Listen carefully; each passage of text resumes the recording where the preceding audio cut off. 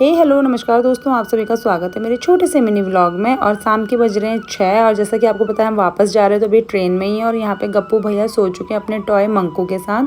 और अभी जोधपुर स्टेशन आया था तो तेजू जाके ला चुके अपने लिए कचौरी। भंडारी जी भी उनके साथ गए थे। भंडारी जी ने खोल दिया है मेरा वीआईपी बैग, क्योंकि अब हम इसमें से निकाल रहे हैं मेहंदी। क्योंकि भंडारी पहले मेरा था कि घर जाके अच्छे से आराम से लगाऊंगी मेहंदी, लेकिन भंडारी जी ने कहा ट्रेन हो चुकी है लेट, तो 2 घंटा लेट पहुंचेंगे। जहां हमें 11 बजे पहुंचना तो वो कह रहे थे कि 1 बजे पहुंचेंगे रात में, फिर कब मेहंदी लगाओगे। तो मैंने कहा ये भी सही है, बैठी हैं ट्रेन में तो लगा लेते हैं। तो मैंने यहाँ निकलवा ली मेहंदी और ऊपर बैठ गई आराम से कि मेहंदी लगाऊंगी। तो फिर फ्रेंड्स, पहले हमने सोचा था कि मैं मेहंदी घर ही जाके लगाऊंगी। 11 बजे मतलब ट्रेन हमें छोड़ देगी, पर अभी ट्रेन 2 घंटा लेट चल रही है। अभी हम पहुँचे हैं जोधपुर, तो मैंने सोचा क्यों ना मैं अभी इसको लगाना शुरू कर दूँ। तो अब मैं इसको लगाना शुरू कर रही हूँ, तो इसलिए मैं बैठ गई ऊपर आराम से। और यहाँ पे हमारे गप्पू भैया सो गए हैं। क्या हो गया? अच्छा, उनको दिखा रहे, तो ठीक है मैं ये लगाना शुरू कर। ऐसी लग रही है मेरी मेहंदी। ट्रेन इतना हिल रही है कि सारा हिल गया है। अब उल्टे हाथ में घर में जाके लगाऊंगी अच्छे से। अभी सिर्फ इतना ही लगा रही हूँ।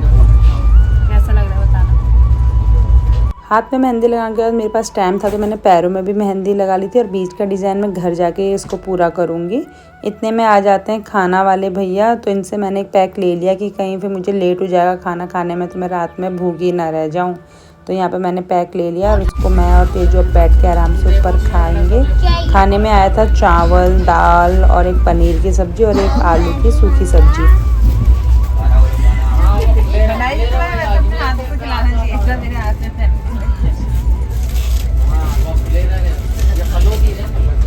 घर जाके और खा लेंगे चावल।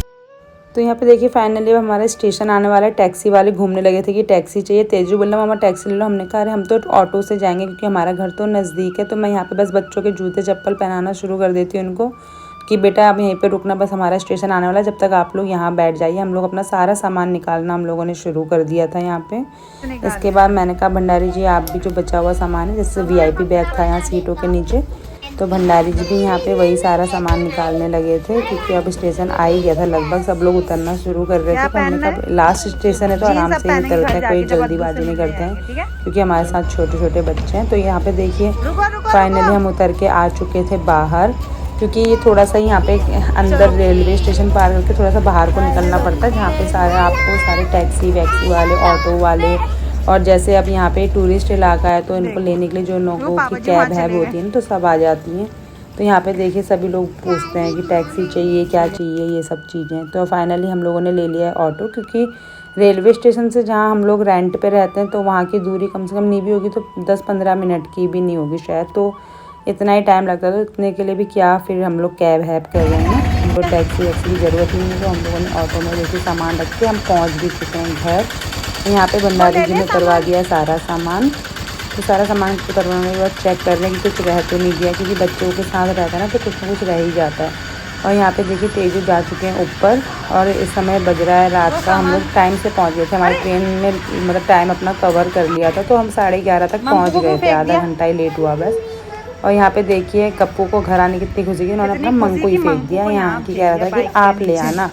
और जैसे ही हम लोग अब सामान लेके ऊपर जाएंगे, भंडारी जी के बैग में मैंने आपको बताया है कि थोड़ा प्रॉब्लम है तो इतना भारी सामान हम इनसे ज़्यादा मतलब उठवाते नहीं हैं। तो ये कह रहे थे नीचे दोनों ले चलेंगे। मैंने कहा कोई नहीं मैं अकेले ले आऊँगी। और यहाँ पे देखिए गप्पू भैया अपनी साइकिल चलाना शुरू कर दिया इन्होंने आते ही। तो यहाँ पे सारा सामान रखने के बाद मैं जाती हूँ छत में, क्योंकि मेरी फ्रेंड ने छत में 11:30-12 बज गया है, यहाँ पे लगा रही होती है मेहंदी। तो मैं मतलब ये लोग मेरा वेट कर रहे थे। मैंने इनसे कहा कि सो जाना आप लोग। ये कह रहे थे नहीं हम लोग मेहंदी लगा रहे हैं, जब आप आओगे तो चाय पानी पिलाएंगे। तो यहाँ पे देखिए इनकी मेहंदी दिखा रहे थे एक कि हम लोगों ने इस टाइप से मेहंदी लगाई है। और मैं आपको दिखा रही हूँ कि कितना अंधेरा हो रखा है। तो फिर मेरी एक फ्रेंड बना के ले आई थी चाय।